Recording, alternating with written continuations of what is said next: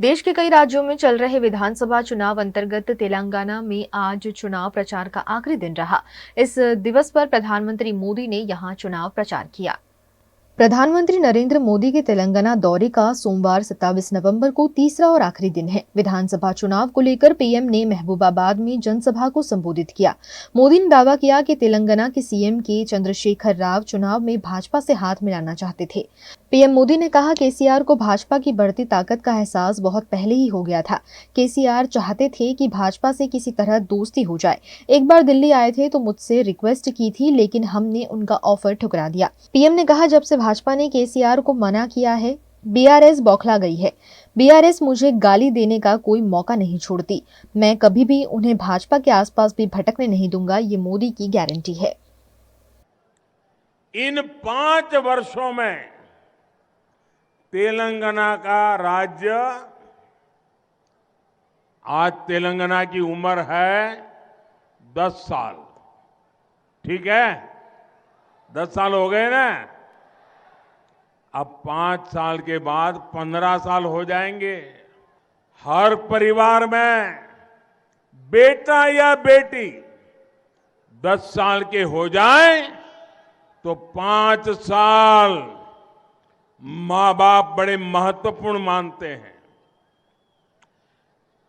वैसे ही तेलंगाना के 10 साल हो रहे हैं और इसलिए ये 10 से 15 साल का जो समय है ना, ये बहुत ही महत्वपूर्ण है। ये 5 साल तय करेंगे कि तेलंगाना हिंदुस्तान में नंबर 1 कैसे बनेगा। और इसलिए भाइयों बहनों, ये ऐसी उम्र है तेलंगाना की कि अब हम कोई प्रयोग नहीं कर सकते, कोई गलती नहीं कर सकते। हम तेलंगाना को उसके नसीब पर नहीं छोड़ सकते। अब तो हमें हमारे सपनों का तेलंगाना बना के रहना है और इसके लिए तेलंगाना को बीजेपी सरकार की बहुत जरूरत है। साथियों, बीजेपी सरकार के लिए सबसे बड़ी प्राथमिकता देश का विकास है, देश के हर राज्य का विकास है। आज जब लोग कहते हैं कि राष्ट्रहित में वोट दिया, अगर किसी को पूछा, ये टीवी वाले वोट देने के बाद लोगों को पूछते हैं किसको वोट दिया, पूछते हैं ना। ये तेलंगाना में भी लोग चल पड़ेंगे 30 तारीख को। और लोग जब कहते हैं, कुछ लोग हैं बताते नहीं है, इतना ही कहते मैंने तो राष्ट्रहित में वोट दिया। जैसे ही वो कहता है राष्ट्रहित में वोट दिया, तो पत्रकार भी समझ जाता है ये बीजेपी वाला लगता है। आज जब लोग कहते हैं कि विकास के लिए वोट दिया, तो सुनने वाले समझ जाते हैं कि बीजेपी को वोट दिया है। आज जब कोई कहता है कि देश का गौरव बढ़ाने के लिए वोट दिया, तो सामान्य मानवी भी समझ जाता है कि ये तो बीजेपी को वोट देकर के आया है। जब जनहित की बात होती है, गरीब कल्याण की गारंटी की बात होती है, तब भी एक ही नाम सामने आता है, बीजेपी। बीजेपी से अलग कांग्रेस और केसीआर ने आपको धोखा देने का कोई मौका छोड़ा नहीं है। जब कोई भ्रष्टाचार का नाम लेता है, परिवारवाद का नाम लेता है, तुष्टीकरण का नाम लेता है, तो तुरंत आपको कौन दिखाई देता है? बीआरएस दिखती है, या तो कांग्रेस दिखती है, या तो दोनों दिखते हैं। कांग्रेस के विधायकों की तो कोई गारंटी नहीं है, क्योंकि ये कब बीआरएस में चले जाएं, इसका कोई ठिकाना नहीं। सारा बिकाऊ माल बाजार में है। आईपीएल से आ रही बड़ी खबर के तहत हार्दिक पांड्या अब गुजरात टाइटंस के कप्तान नहीं होंगे। इंडियन प्रीमियर लीग की टीम गुजरात टाइटंस के कप्तान अगले सीजन में शुभमन गिल होंगे। फ्रेंचाइजी ने आज सोमवार को इसका ऐलान किया। ऑलराउंडर हार्दिक पांड्या की टीम छोड़ने की वजह से ये बदलाव हुआ है। हार्दिक अगले सीजन में मुंबई इंडियंस की ओर से खेलते नजर आएंगे। एमआई ने भी इसकी आधिकारिक घोषणा आज सोशल मीडिया पर की। वहीं एमआई ने कैमरून ग्रीन को रॉयल चैलेंजर्स बेंगलुरु से ट्रेड कर दिया है। गुजरात टाइटंस की टीम आईपीएल में पहली बार 2022 सीजन में उतरी। टीम ने हार्दिक की कप्तानी में पहले सीजन में ही चैंपियन बनने का गौरव हासिल किया। 2023 के सीजन में भी गुजरात टीम फाइनल में पहुंची, जहां उसे चेन्नई सुपर किंग्स से हार का सामना करना पड़ा था। इतनी कामयाबी के बावजूद गुजरात की टीम और पंड्या का साथ छूटना फैंस और क्रिकेट एक्सपर्ट्स को हैरान कर रहा है। गुजरात के वडोदरा के डभोई में भी बिन मौसम बरसात ने किसानों की कमर तोड़ दी है। गुजरात में हुई बिन मौसम बरसात ने वडोदरा के डभोई तालुका के किसानों की भी कमर तोड़कर रख दी है। डभोई तालुका में मुख्य तौर पर डांगर की खेती की जाती है। बिन मौसम की बारिश के चलते लगभग 1200 एकड़ जमीन में खड़े डांगर सहित की फसल को नुकसान हुआ है। डभोई तालुका के वसई, करधरा, गोजाली, कराली, प्रयागपुरी, दंगीवाड़ा, तरसाणा आदि गांव में किसानों को करोड़ों का नुकसान हुआ है और किसानों की हालत दयनीय हो गई है, जिसके चलते किसान सरकार से सर्वे के साथ साथ योग्य मुआवजे की मांग कर रहे हैं। ડભોઈ તાલુકામાં વસઈ ગામ શ્રેષ્ઠમાં શ્રેષ્ઠ ડાંગર પકવતું ગામ છે।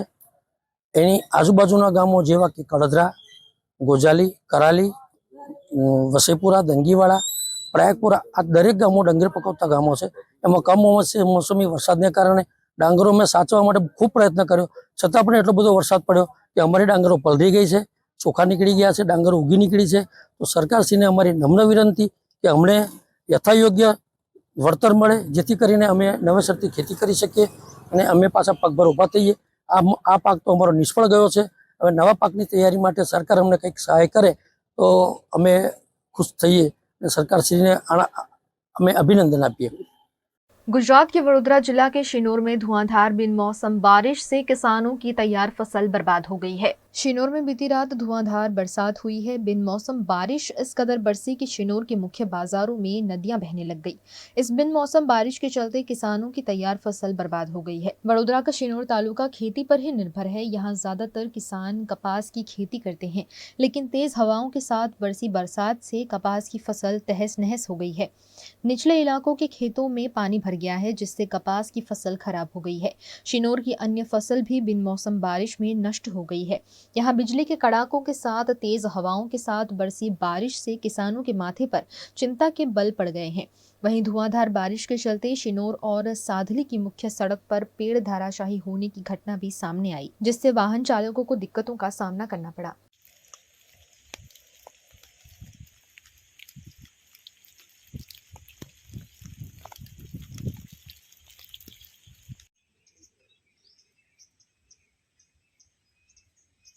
वडोदरा के चार दरवाजा इलाके में देव दिवाली के दिवस पर नरसिंह जी की शादी का भव्य समारोह आयोजित किया जाता है, जिसकी तिलक विधि आज सुबह की गई। आज देवों की दिवाली है और इस मौके पर गुजरात के ऐतिहासिक वडोदरा शहर में भगवान नरसिंह जी की विधिवत रूप से शादी कराई जाती है। इस शादी समारोह के उपलक्ष्य में मांडवी स्थित नरसिंह जी के मंदिर में आज सुबह तिलक विधि की गई, जिसमें बड़ी संख्या में भक्त भगवान नरसिंह जी के चरण स्पर्श करने पहुंचे। भगवान नरसिंह जी के दर्शन कर भक्तों ने धन्यता का अनुभव किया। यहाँ पे एक शालिग्राम यहाँ पे दिया था और वहाँ पे भी शालिग्राम पधारे थे, एक वैष्णव के घर और एक ब्राह्मण के घर। यहाँ पे नाना नरसिंह जी का मंदिर है, जो ब्राह्मण का मंदिर है। यहाँ पे हर रोज ठाकुर जी की पूजन होता है और वहाँ पे भी वैष्णव के वहाँ पे भी ठाकुर जी का पूजन होता है, बराबर है। और आज कार्तिक सुद पूनम ठाकुर जी को यहाँ से सूतपाल में विराज के वो तुलसीवाड़ी लेके जाते हैं और वहाँ पे उनका तुलसी विवाह के साथ पूजन होता है। तो हम तो यहाँ ही जन्म हुआ था, तो नरसिंह जी महाराज का तो पहले से ही हम मानते हैं और मानते रहेंगे। तो जब भी आते हैं तो बहुत अच्छा लगता है, बहुत अच्छा लगता है, क्योंकि भगवान की सेवा करना तो सबको अच्छा लगता है। तो इसलिए हमें, और हमारा तो ये फैमिली है, तो फैमिली को भी सब मिलते हैं तो अच्छा लगता है। 4 घंटे तक चली तिलक विधि में बड़ी संख्या में भाविक भक्त जुड़े। दिन भर धार्मिक आयोजन के बाद भगवान नरसिंह जी तुलसी जी से ब्याह रचाने शाम 5 बजे बारात लेकर निकलेंगे। जिसकी तैयारियां पिछले कई दिनों से की जा रही हैं। मांडवी स्थित मंदिर से चांपानेर गेट, फतेहपुरा, तुलसीवाड़ी होते हुए इस शोभा यात्रा का आयोजन होगा और तुलसी जी से ब्याह रचाने के बाद ये शोभा यात्रा नरसिंह जी की पोड़ में वापस आएगी। यही दिन ठाकर जी को आप चरण स्पर्श कर सकते हो। बाकी वैष्णव होते हुए भी चरण स्पर्श का अधिकार नहीं होता है, लेकिन आज का दिन बहुत बड़ा होता है। ये कार्तिक सुद पूर्णिम ठाकुर जी का तुलसी विवाह का वरघोड़ा जो बोला जाता है वो आज दिन होता है। अभी चांदला विधि दोपहर 3 बजे तक चलेगी और शाम को 5 बजे ये यात्रा प्रस्थान होगी। रात को 2 बजे तुलसीवाड़ी पे पहुंचेगी और वहाँ पे विधि संपन्न होगी और बाद में वापस आएगी। अपना दरबारगंज का जो नाका बोलते हैं वहाँ पे 5 बजे सुबह में आती है, लेकिन वहाँ से यहाँ आने में 2 घंटा लगता है। घरों घर में ठाकुर जी की पधरामणी होती है।